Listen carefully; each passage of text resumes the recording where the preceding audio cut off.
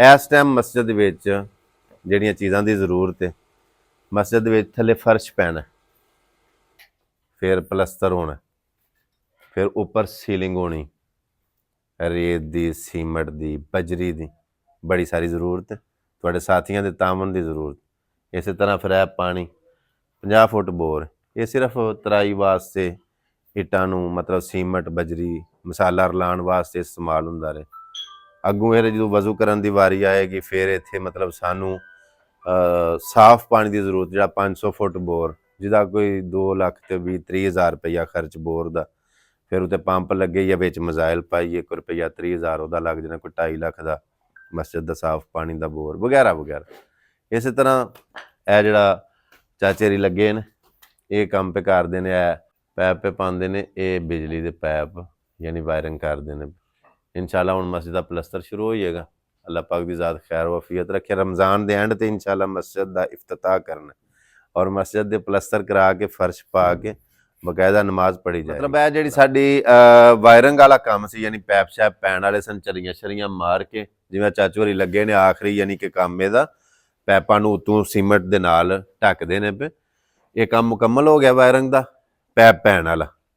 है जिहड़ा उत्ते छत वाली वायरिंग है, ये डाउन सीलिंग जिहड़ी होनी है ना, जे डाउन बीम पे ने इन्हां दे बराबर सीलिंग होनी ते उतलियां लाइटां सीलिंग दे विच रखांदे इंशाल्लाह।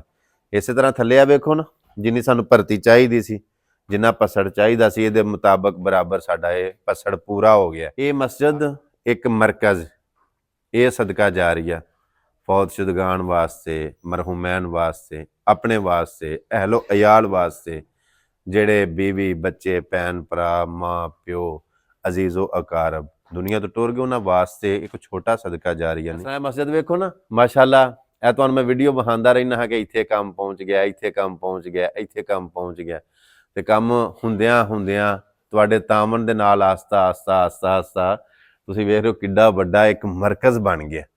ये सारा मैं अपने पल्लियों नहीं करवाया, मैं बार बार ये आखांगा, मैं अपने पल्लियों नहीं करवाया, तुसां साथियां दोस्तां भाइयां असां सारियां रल के करवाए।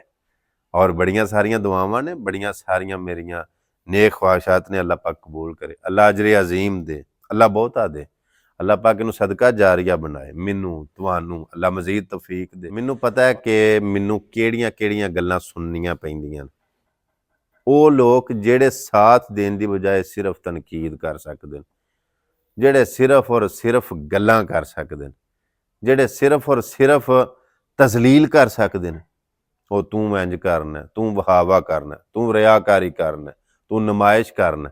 ओ भाई ठीक है, तुसी इस चीज़ का सबूत दिओ कि तुहाडे कोल इस चीज़ की गारंटी है कि ये नुमाइश हो रही, ये विखावा हो रहा, ये रियाकारी हो रही है, तुहाडे कोल किहड़ी इस चीज़ की मोहर है या तुहाडे कोल इस चीज़ का सबूत है कि यह बंदा विखावा करदा पिया या अल्लाह की रजा वास्ते दिलों लग्या। यह विखावा ही कीता सी ना वीडियो बना के, देख रहे हो छत पई थल्ले फर्श वायरिंग हो रही है, ये सारा विखावा कीता सी ना वीडियो बना के, विखांदा ना किवें साथी तावन करदे ते इस तरह ये बनदा। और जो कुछ भी मेरे कोल अपने सी अपने कोलों खर्च किया, साथियां अगे अपील की ते अज अलहमदुलिल्लाह अलहमदुलिल्लाह किड्डा वड्डा ये मरकज़ तैयार हो रहा और कित्थों तक काम पहुँच गया। आओ मैं तुहानूं उत्ते विखाना इस मस्जिद दे लेंटर वास्ते, यानी कि ए जिहड़ा उत्ते छत पैना बरांडियां दे, इहदे लेंटर वास्ते तुहाडे तामन की जरूरत। जिन्ने साथी साडे पाकिस्तान दे विच अंदरून मुल्क बैरून मुल्क जिथे बह के वेख रहे हो, रमज़ानुल मुबारक दियां ये मुबारक घड़ियां इस महीने दे विच तुसीं जिन्ना भी दिओ, जिन्ना भी हिस्सा पाओ, अल्लाह पाक तुहाडा कबूल करे। उहदा कई गुना ज़्यादा अजर बगैर रमज़ान तो भी मिलदा है, लेकिन रमज़ान दे विच अल्लाह पाक दी ज़ात दियां रहमतां दे दरवाजे खुले, बरकतां दे दरवाजे खुले, बख्शिश दे दरवाजे खुले।